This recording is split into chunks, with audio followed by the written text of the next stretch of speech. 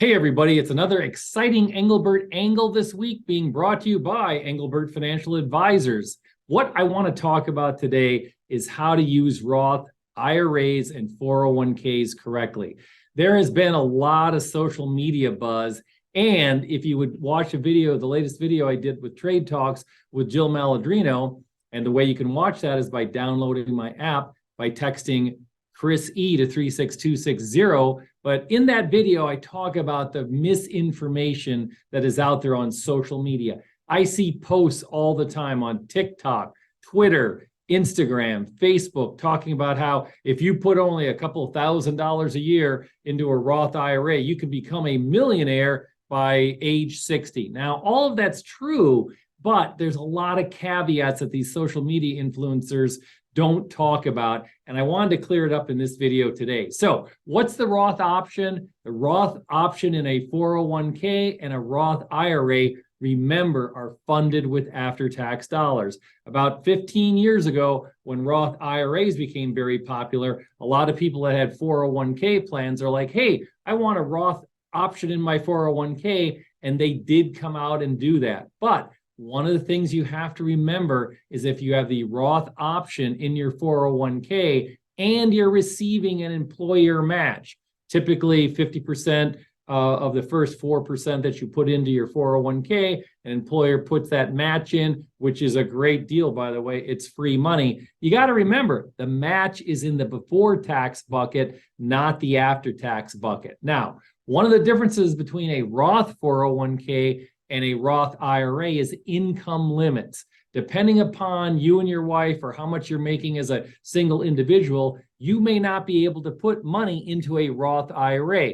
That's one of the advantages of a Roth 401k, is that if you're making more money, you can actually put up to $22,500 in a Roth 401k option. But do we think that's a good deal for most of the high earners? We do not think that's a good deal. And in our shop, we have something called the 25 and 25 rule. So if you're under the age of 25, making less than $25,000 a year, the Roth option makes sense, either in the form of an IRA, or if you work someplace that has a Roth option in a 401k or 457, then that makes sense. But the reason why it makes sense is because you're in an incredibly low tax bracket. Making less than $25,000 a year, you're only in the 11% federal income tax bracket, according to the 2023 IRS regulations.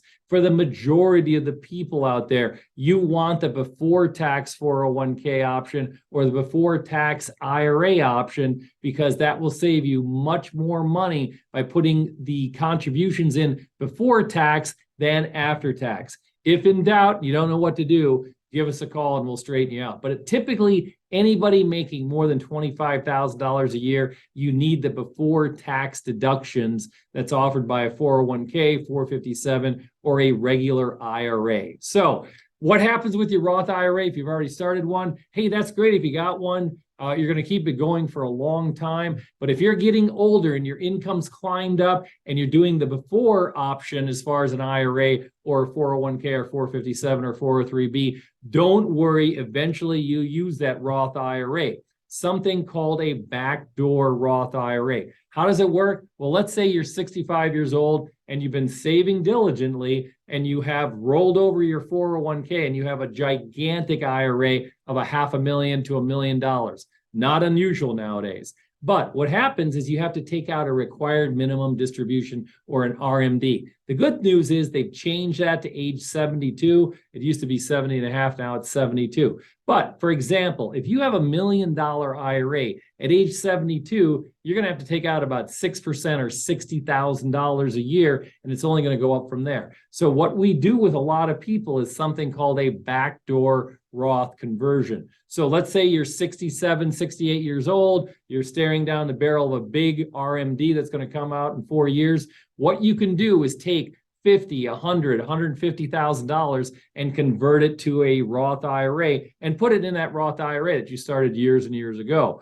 Well, you will still have to pay taxes on it, but what ends up happening is you've now converted a tax-deferred account to a tax-free account. So that's really a powerful tool, and it becomes super powerful because what ends up happening is that if you have a large Roth IRA, like $200,000, and you pass away, your beneficiaries then get that money tax-free. Now, as a beneficiary of Roth IRA, they have 10 years to take that money out. But let's say that they're 50 years old and they don't need the money. They can allow that to grow literally tax-free for 10 years and take it all out in year 10. So these are some of the sophisticated strategies that we utilize with Roth IRAs and Roth options on a 401k. But remember, for the majority of the people out there, you're going to want to do the before tax 401k option. And if you're contributing to an IRA, you're going to want to do that before tax as well. The only time that you want to do a Roth option is if you're in a very low income tax bracket. So